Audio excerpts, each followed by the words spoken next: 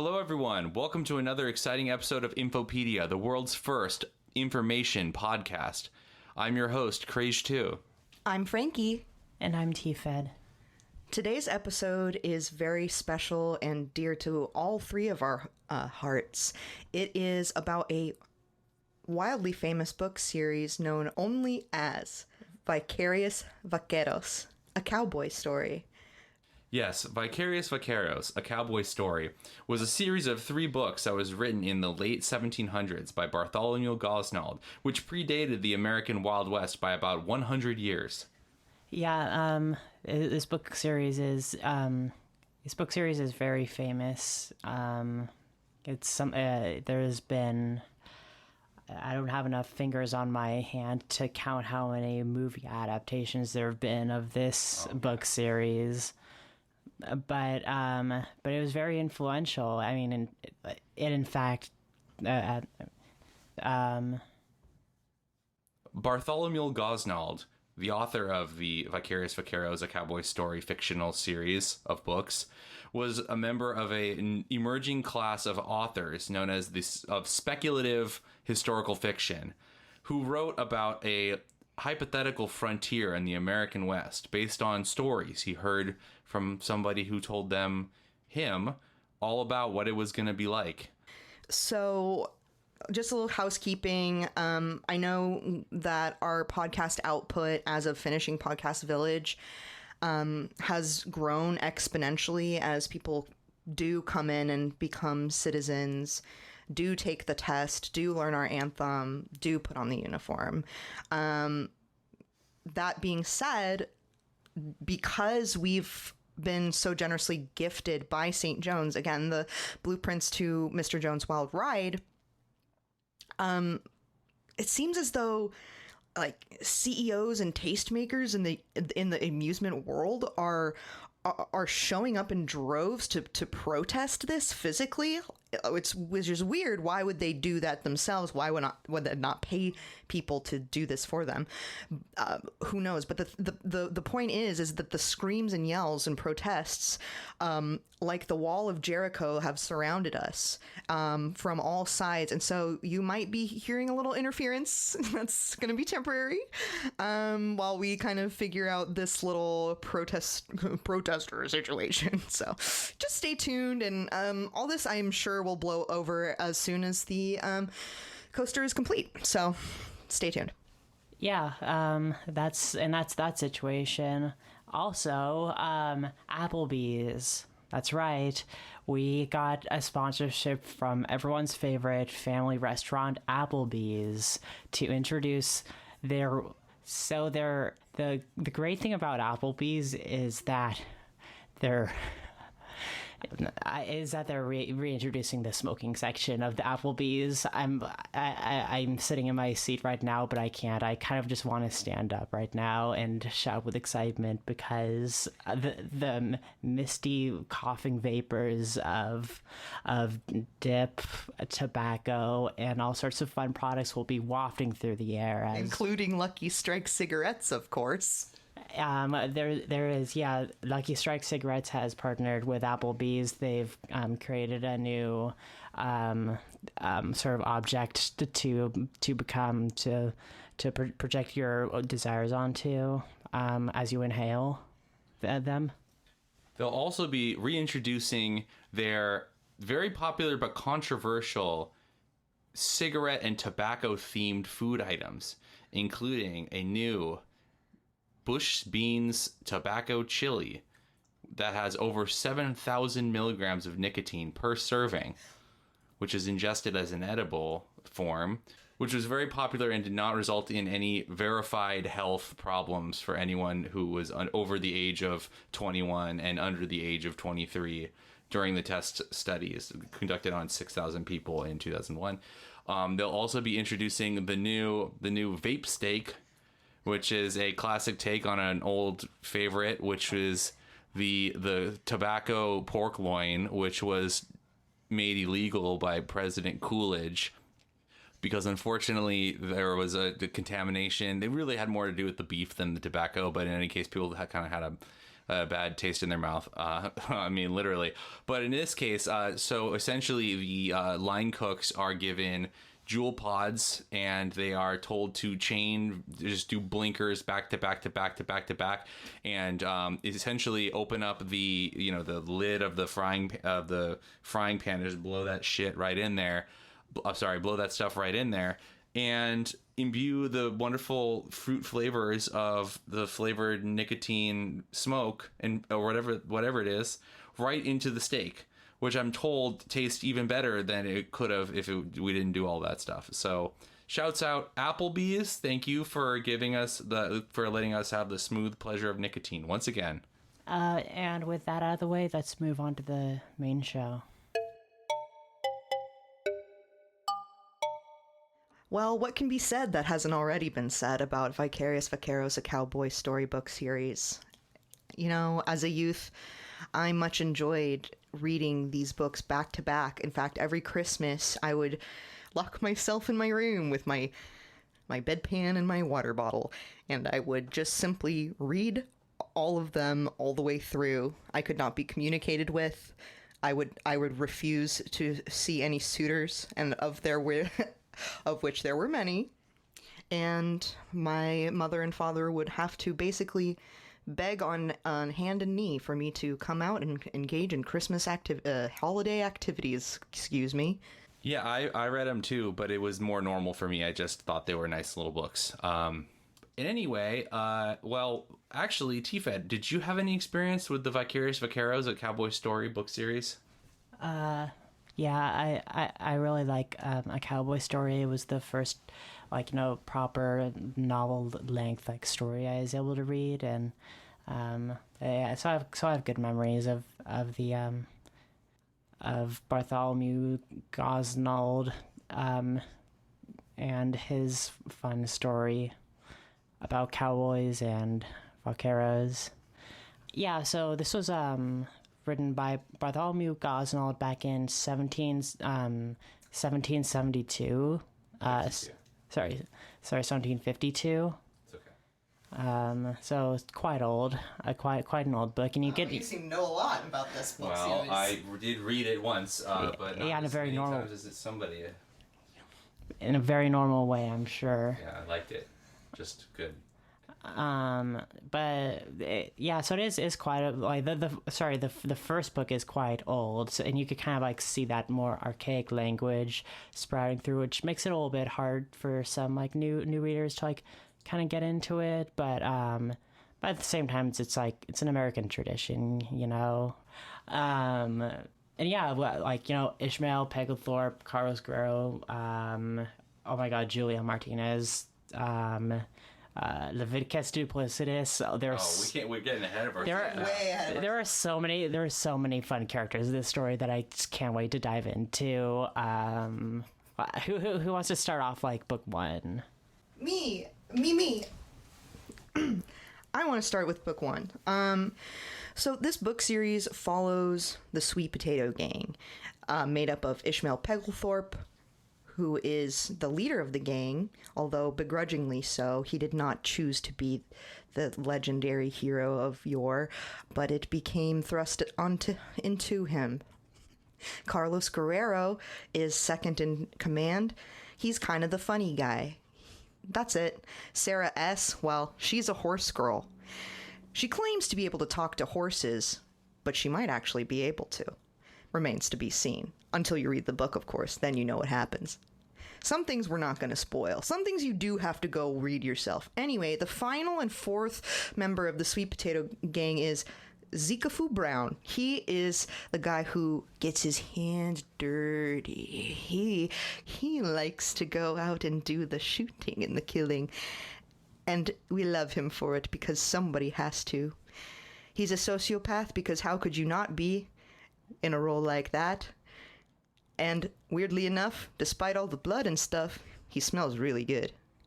The Sweet Potato Gang makes their home at Red Hawk Ranch, their special gang hideout in Crumble County in the fictional state of Old Hamishburg. Crumble County was known for their rare desert oranges, and the gang made use of those oranges if you know what I mean. So, book 1 is called The Great Bubblegum Heist.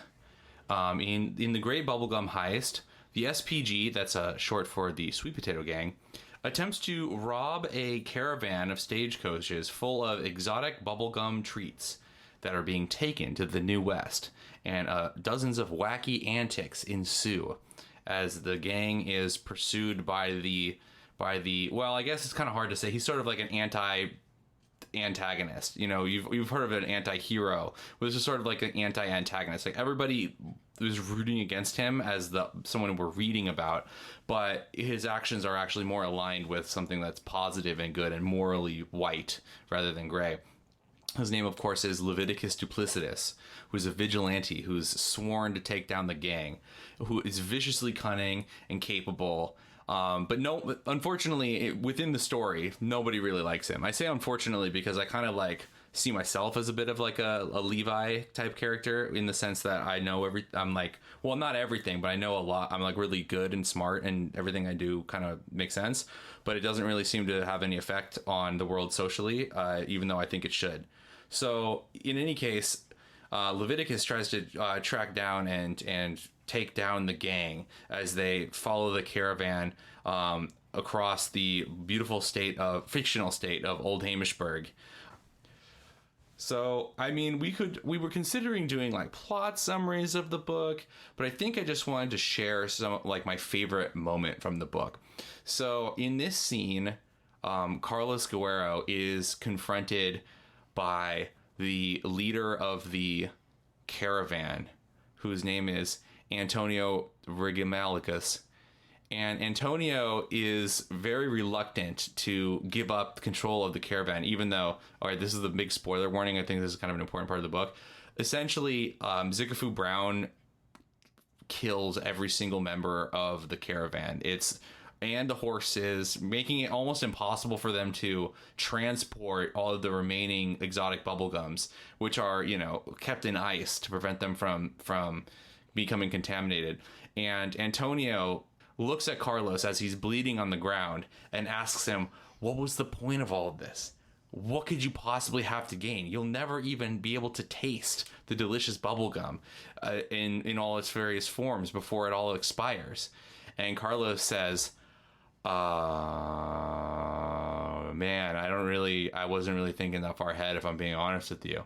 What I really liked about book 1 was the introduction of Rutch Tuggan, who was basically the pet of the Sweet Potato Gang. He was a pet pig. He had fat little nipples, and interestingly enough, he not only understood English at a 9th grade level, but throughout the book series, there would be footnotes written from the perspective of Rutch in sort of almost real time while the story is happening, analyzing and breaking it down for you, but not that deeply. So I thought that was interesting. I think one of the more exciting scenes from book 1, the chase scene. So you've got like the caravan, right? And it's rickety and it's rolling down the route, and there's obviously the Sweet Potato Gang following right behind, and then behind them still is about 50 officers from various cities in the county who had all banded together to stop the Sweet Potato Gang from doing this. They had been tipped off by Leviticus Duplicitus, and basically all of the little details are getting wrapped up and coagulating at the end to just create this really intense sort of shootout. People did die, horses did die. That's kind of the cost of business in the Old West, if you really think about it. My favorite, the whole story and everything was really, really fun in that book. Kind of my favorite thing from the series, though, was the relationship between Carlos Guerrero and Zikafu Brown. I think it was very brave that they ended up being friends and lovers led on by Sarah S., the crazy horse girl, and her sort of like fun antics. It was one of the first instances of BL that you can of boys love in a novel before, which is very groundbreaking and made me feel like kind of some emotions there, because I think we know why you feel that way about those characters. But I'd also like to point out that just the general literary discourse is that they were not lovers. They were just friends. And in the famous Carlos X Zikafu Brown makeout scene, which is approximately about 6% of the book by length, this was, the book is very postmodern, even though the modern era it wouldn't happen for another 200 years, apparently, according to, the sources that be. This was it's more likely to be a dream sequence, or perhaps not actually a part of the book at all, and just a kind of a little cute mistake. Well, no, it was real because Sarah, as his horse girl, was saying, or the horse was saying that it would happen according to her. So like it was all actually like real. It was just narrativized by the horse. But it was sort of horse play in the sense that it wasn't real, or that it was just kind of they were horsing around. Well, if you look at the footnotes for those pages, Ruchtuggen goes into detail on actually what the symbolism is of the love between Zikafu Brown and Carlos Guerrero, and it sort of symbolizes the marrying of the East and West Americas to create a unified frontier. Well, first of all, it would really be more like the North and South unification. And also Ruchtuggen, yes, who was the narrator, because this is like Animorphs where they have multiple different first-person perspectives. But Ruchtuggen... It was a footnote. Well, okay, yes, but the footnote was written by Ruchtuggen, the pet pig, who, as we both understand, only understands English at about a 9th grade level. So there's a lot of nuance and things about sexuality that he probably couldn't understand about the members of the Sweet Potato Gang. But maybe he was a smart 9th grader. Like 10th or 11th. Yeah, I don't think a smart 9th grader would have written this kind of scene at all. And this is why I just said I like the books okay. They're fine. They're not. It's not a big deal. They didn't even have like 9th graders in 1750, so... Well, the public school was invented a year earlier, and this was the first book that was written for children. So as we all know, the book ends on a cliffhanger. It's when the leader Ishmael opens a letter, and the letter explains, "You may have gotten away this time." And by the way, if you haven't read the book, you got to see how they get away, because despite Leviticus Duplicius being basically smarter than all of them, and stronger, and also older and wiser, and he looks just as good as the rest of them, even though he's not he doesn't have the same kind of cool haircut that Zikafu Brown has. In any case, what were we talking about? Oh yeah, the letter was left by a character named Julian Bethany Sori, explaining the next phase of the story, in which the gang has to encounter the legend of the Christmas Caverns.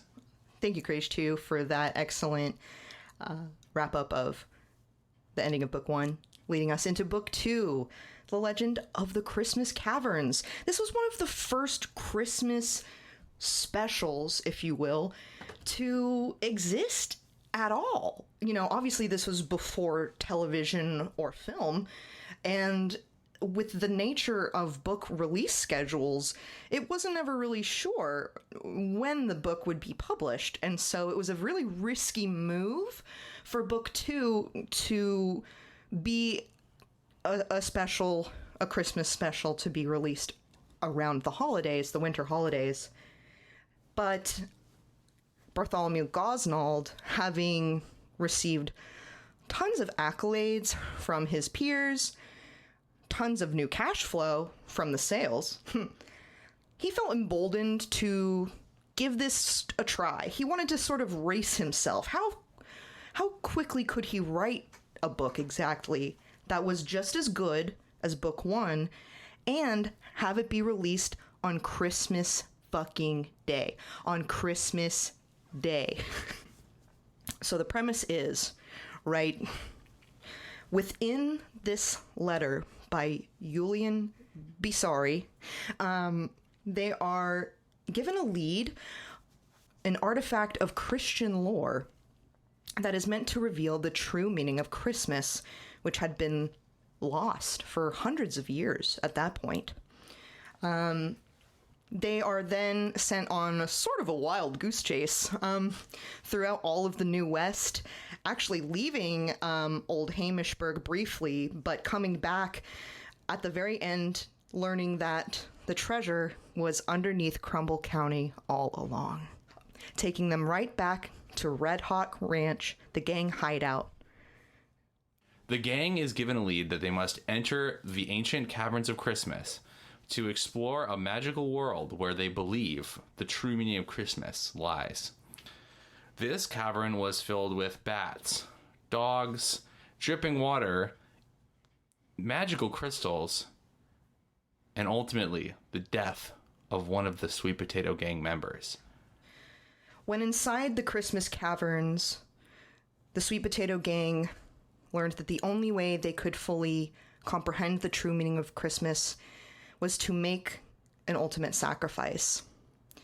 Ishmael Pegglethorpe, their leader, was unanimously chosen by all of the Sweet Potato Gang, even the horses, even Rutch Tuggin, to be killed via drowning. You know, he was never really wanting to be a leader, and yet he made the final sacrifice for all of his Sweet Potato Gang's, you know, transgressions, if you will. And within this drowning, a light shot out from his eyes, nose holes, and mouth all at once, projecting the truth, the true meaning of Christmas into the minds of the Sweet Potato Gang. And they learned this: Jesus didn't die on the cross. Jesus had a twin brother whose name was Isukiri Christ, who died on the cross in Jesus' stead, allowing him and his lover, Mary Magdalene, to travel all the way to the east, to Japan, where he would live out his final days. Now, I know what you're thinking. Frankie, wouldn't that be the true meaning of Easter? And to that I say, you don't sound like a very good Catholic to me. I contest a lot of the interpretations people have about Isukiri Christ, because as we recall from the story itself on page 671, there's actually no mention of Isukiri Christ or Japan that happens in the story. All that it says is that Jesus never really died. He lives on in each of us. Followed by approximately 30 pages of Rutch Tuggin speculating about the origin of Christ and his death and the story of Easter. Rutch Tuggin's the pet pig with his fat little piggy nipples and his 9th grade reading level could not have possibly understood the true meaning of Easter, let alone the meaning of Christmas. But my interpretation, what I take away from the book the most, is how Ishmael Pegglethorpe sacrifices himself so everyone can learn the meaning of Christmas.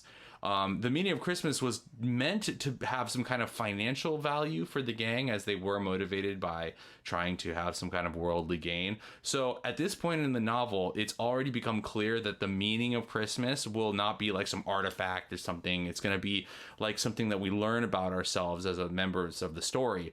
And it's my interpretation that Ishmael was just bored, and he was tired of this world and was ready to give up. But many people have different takes about this. Teafed, what is your interpretation of why Ishmael sacrificed himself?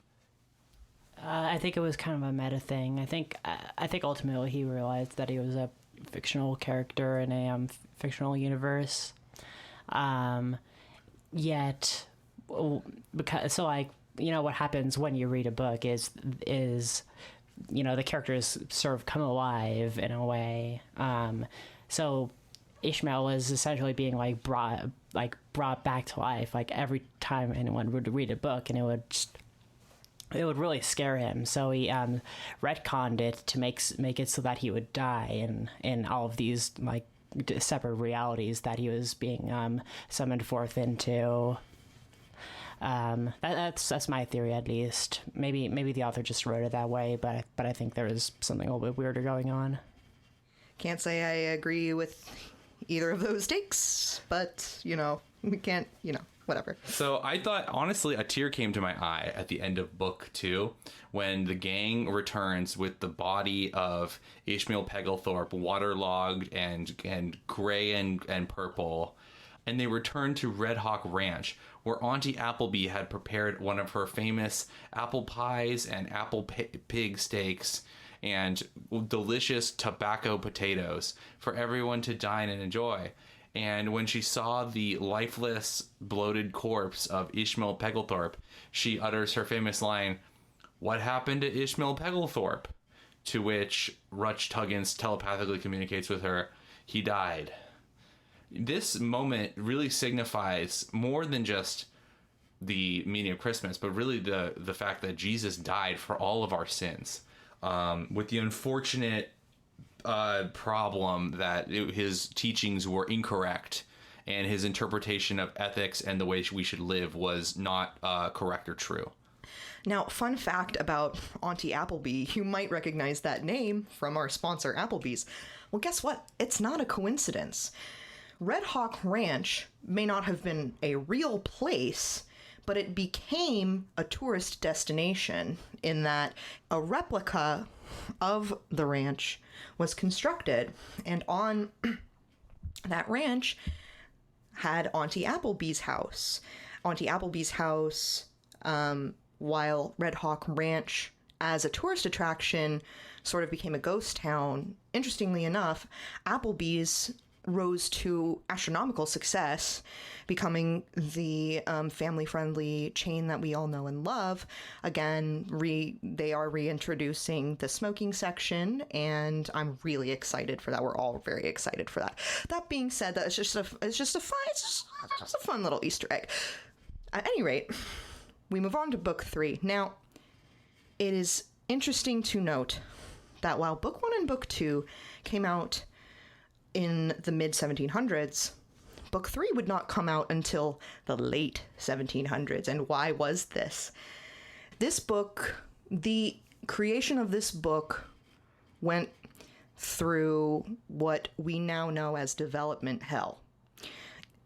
There were just not a lot of ideas flowing from good old Bart. He had done a lot of laudanum.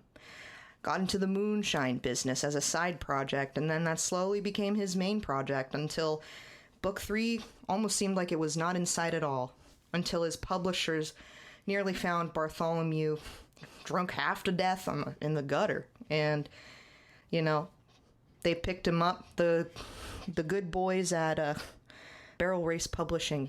But they saved him, and they said, "Look, we saved you, now you owe us." It was kind of fucked up what they did. They said, "We saved you, you owe us a 3rd book. You owe us all. See what you've built? You wouldn't have been able to do your fun little moonshine side project if it weren't for the revenue you originally got." This made him realize, okay. Let me clean up my act. Let me write this book. So, despite having amassed his wealth, he had drank it away. And so he actually created the concept we know now today as crowdfunding, where he would go out to people's porches, their patios, and he would leave a little post-it that said, "Hi guys, it's me, Bart. If you enjoyed Vaqueros, A Cowboy Story, and you felt personally victimized by the fact that there isn't a book 3, well, I've got good news for you. I'm writing it, but we need your help. We need as much money as you could possibly give." This technique was what inspired us to create the Podcast Village. And I'd like to take this opportunity to remind everyone listening that tomorrow is another day where you can earn some money. And when you're done with that day, give the money to the Podcast Village. Thank you. Yeah, there was a 3rd book, End of the Trail. It came out way longer. The second book was in 1756. But the third book wasn't released until 1798, which is like that's a really long time. The guy was old and gray by the time that the book was published. I mean, what was he doing besides drinking?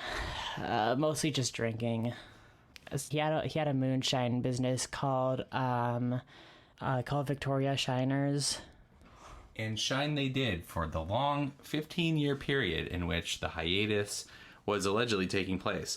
Now, after the 15 years, we were finally treated to book 3 of the Vicarious Vaqueros, A Cowboy Story book series, End of the Trail. And End of the Trail was slanted to be the longest and most epic of all of the tales. Unfortunately, despite its lengthy 2,600 page length with what would be now described as 5-point font, the book was essentially entirely plagiarized. In fact, it was the same novel plagiarized 4 consecutive times, each time with different characters and proper nouns placed in between. The author did insert a couple of original scenes into each one of these iterations, but they were mostly scenes that would be now considered light fetish content for fetishes that were very ahead of their time, including a scene where a desert rattlesnake swallows one of the characters whole, and the character is begging to be released from the belly of the snake, but the snake says, "No way, I'm having too much, this is great." There's a character who wakes up one day as a powerful wolf, a creature of the night who stalks the town of Crumble County, and attacks innocent villagers and disembowels them before resuming the original story. Okay, so I take a little bit of issue with the fact that, so some people allege that the third book is a series of like just the guy copying other sources, and it's funny, if you were to read and compare like these allegations, I don't actually think that you'll find that there's much that's the same between them, like thematically, or like with the use of like all the words were the same, but they changed out the names, but like, I mean that's the whole deal, right? If you just switch out a couple proper nouns, it becomes a different story, and therefore it's not copied. So, and wouldn't you believe Rutchtuggen has the most to say in this book? Rutchtuggen has something to say about the quote-unquote plagiarization as well. He says, could it be that this is sort of representing of the cyclical nature of existence and life? You know, it's like same circus, different clowns. You know what I'm saying? So that's kind of how I read all of these books many times.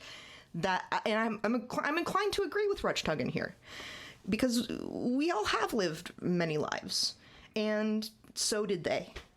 Oh, well, the unfortunate thing about Frankie's incorrect hypothesis is that Rutchtuggen's the pig with a 9th grader reading level could never have possibly articulated a correct idea about the nature of human being and the cyclical nature of our existences.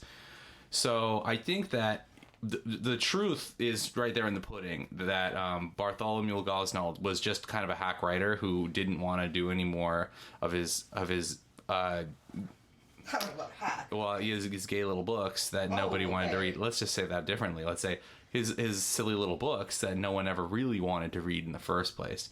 But again, they're fine. There's nothing necessarily wrong with them in the specific sense that they don't make people do evil things after reading them. So a lot of people think that there were only 3 books to the Vicarious Vaqueros, A Cowboy Story series. However, this is not the case. There actually is a 4th book, but a lot of people don't consider it a part of the series because it wasn't actually written by Bartholomew Gosnald. It was written by his daughter, Shelby Gosnald. In this book, the gang, sans Ishmael, goes to space in what we now know as a space cowboy genre, arguably subverting the genre that Bartholomew himself did create, the Wild West genre of fiction. I think it's very interesting because not only is this speculative fiction historically, it also provides predictions that turned out to be slightly scarily accurate as far as the nature of spaceflight is concerned. You know, for us to read about and go, wow, that was creepy. How did she know that would happen? So Bartholomew's original books were ahead of their time for essentially predicting the entire Wild West gunslinger child army subculture that would arise during that time period in the mid to late 1800s, around the gold rush. When people were were heading to the west because they heard there was no more gold left in the east to dig out of the ground with a little pan.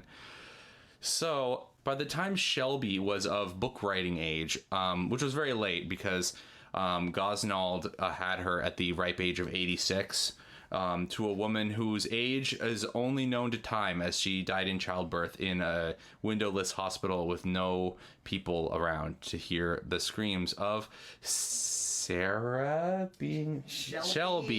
being born. Now, Shelby lived through the entirety of the Wild West period, and she saw many of her father's predictions come true. And this is why she had to, as a speculative historical fictional writer successor to the throne, write the first cowboys in space type of genre.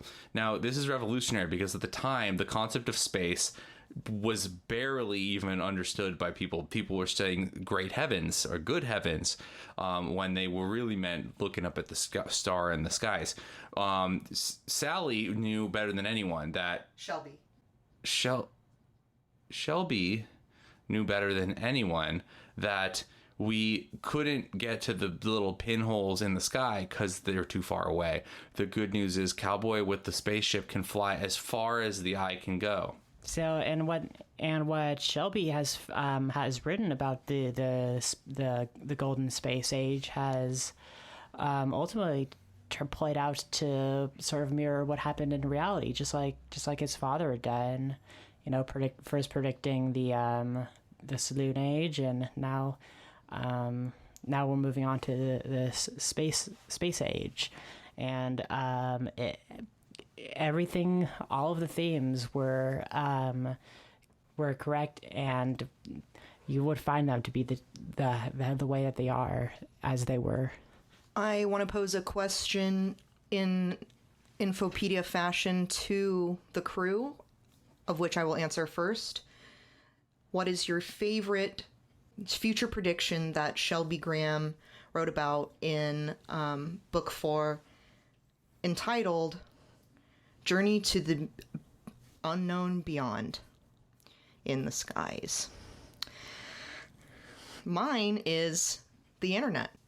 All of the characters in this story communicate via spider webs. What they would do is take a spider, get bit by it, absorb the poison, let it take its course, and then about 3 days later, you were then sort of psychically connected to any other spider users, any other spider participants, spider ingesters, or, poison lovers. And that's kind of where we get like the quote unquote World Wide Web idea from, is sort of like a nod to Shelby Gosnald's future prediction. Yeah, so like the same way that like humans form thoughts together, like we're all standing in a room and we all speak to each other. We form a sort of web between our minds. The same principle sort of like applied to the spider initiative, which was like, which wasn't just connecting ourselves through like speech and understanding of each other, but physically through like little webs that you can't touch or interact with, but they're there. You can see them. You would be able to talk to anyone across the across space and time. Well, not quite time, but I mean, technically time, but not like large swaths of time. But yeah. that's neither hither nor yon. In the journey to the unknown beyond in the sky, the main character, Ishmael Pegglethorpe II, who was created as a slave clone to enact the glorious vision of his father of creating a world with no coins. Coins were abolished, as we all know, in 2024 because coins had too much in them and we needed more. In the story of the book, the coins that we know and love today, or of yesteryear, were discarded and thrown away. In the book, coins were melted down to create bullets, which were fired from the back of the spaceship to propel the ship into the great unknown. We now understand that rocket propelling forces can use tiny little scraps of bullet, not much smaller than a strand of human hair, to propel a rocket ship far into the space.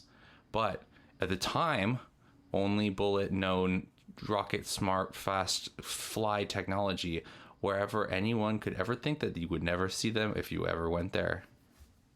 I think in the end, though, my favorite invention was Applebee's, our sponsor for today. Auntie Applebee, arguably the most iconic character of the trilogy, was just a sweet old lady that made everyone feel like they were worth something in the world when she made her little apple pies and her little treats for Ishmael, Carlos, Sarah S., Zigafu Brown, and even Leviticus Duplicitous. Well, that just about does it for this episode. Thanks again to our sponsor, Applebee's. Please be sure to check out the new reintroduced smoking section and the special tobacco-themed menu that they are launching. But before we go, we'd like to go to a little segment we like to call Thank You to the People Who Wrote a Letter to Us. Okay, hold on. Hold on. Just give me... Oh, it doesn't include a question. It's just blank? Oh, I forgot to put the lemon juice on it and put it in the oven for 10 minutes. Okay, let's just jump cut to 10 minutes later when the invisible ink is revealed to me. All right, cut. Ding! That must have been the oven. Wait, hold on. One, two. Ding! That must be the oven right now. Okay, let's see this again. This letter comes to us from an individual known only as the Cowboy. Interesting, okay. From the Cowboy, meet me at midnight in the darkest recesses of your mind. There I lie in wait, waiting for you to make a deal. A deal that will cost you your soul but give you everything you've ever wanted. Doesn't that sound good? Frankie, I think that's on the back of the front of the letter. It says something slightly different. It says, "Hi, Info Crew. I'm a big time fan of the show, and I just wanted to ask, what's your guys' favorite pizza topping?" Well, I gotta tell you, the Cowboy, my favorite pizza topping is pepperoni. I also like pepperoni. I'm lactose intolerant, so I can't really. You can eat the toppings.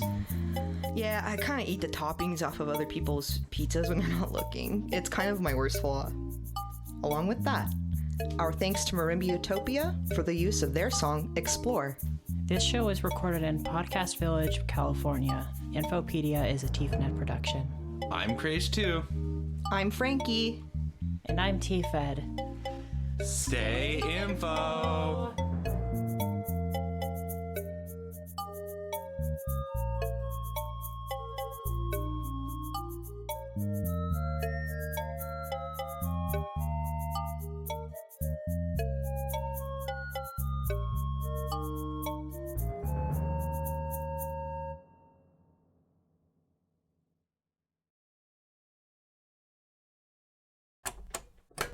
Teafed load media.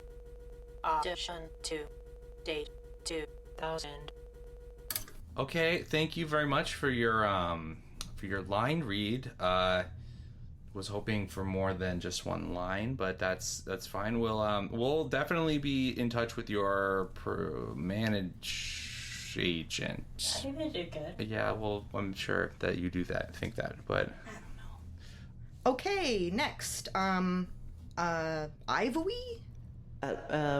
Right here. Does this sound fine? Test. can you excuse me? Can you say that again? Does the microphone sound fine?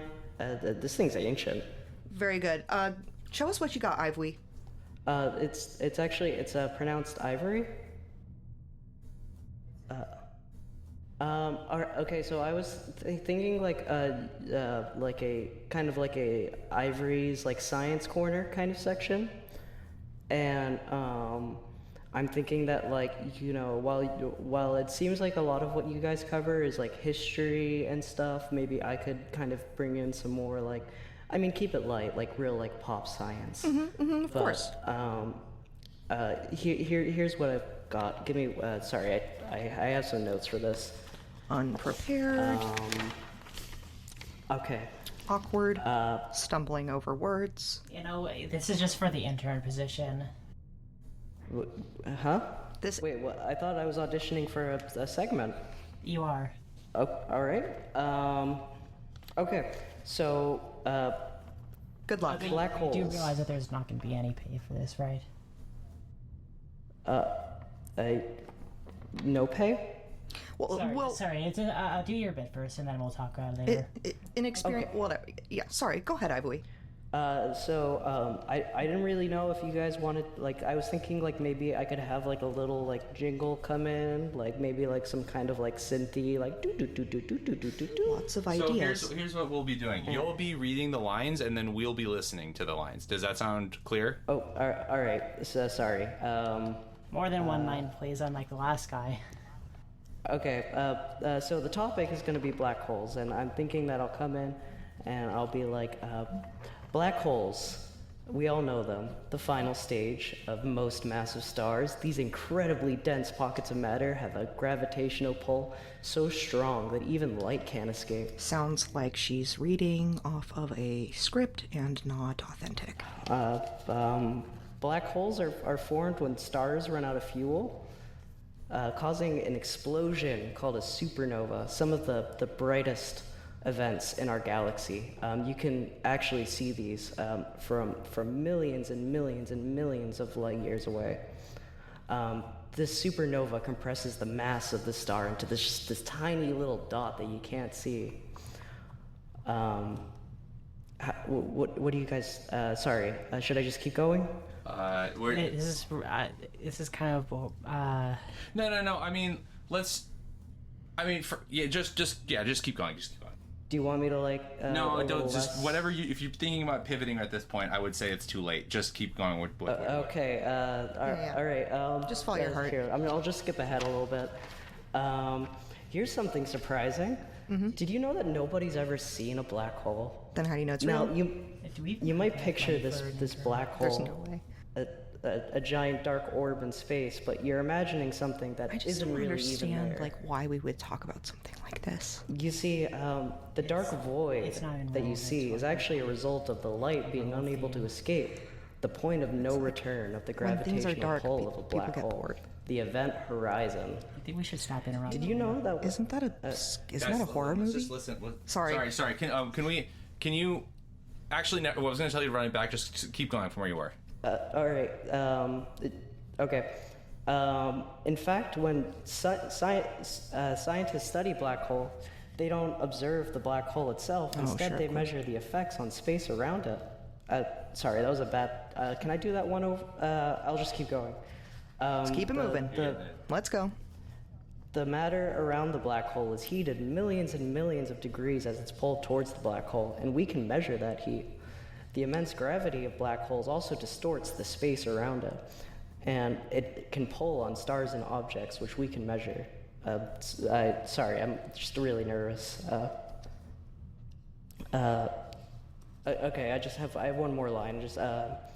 Confused? It's like punching a hole in a piece of paper. You might want to believe the hole is a thing, a physical presence, but it's not. It's simply where the paper isn't. Black holes are the ultimate proof. In science, reality isn't shaped by what you imagine. It's defined by what we measure, what is and what isn't. Thank you, info listeners, for listening to Ivory's Science Corner. We can workshop that name if you don't like that. Great job, by the way. Yeah, awesome. Great job. Thank you for coming. Thank you. Again, this is the intern position, so we're not totally sure that you're gonna get that whole black hole science thing. I thought we can. I came on for the side segment you were advertising for. It is a side segment. But you just won't be paid for it. It's not a paid position? It's not a paid position. We did the budget in October. We did not find the funds to be able to add a new segment, but we do want to have one anyway. But we do need to I'm living in my car right now. Could I, if I work here, could I have a place to sleep at least? Or it seems like you kind of have that figured out already, so I think you'll be fine. And I'm going to just tell you right now, if you're going to be working in the places that we'd be sending you, you would be begging to sleep in your car just for one more night. So I would say, here's how we can run this. If you have your contact information, what you're going to do is you're just going to leave it right where you are, and what you're going to do is you're going to turn around and you're going to walk straight to the door and you're going to exit the building. All right.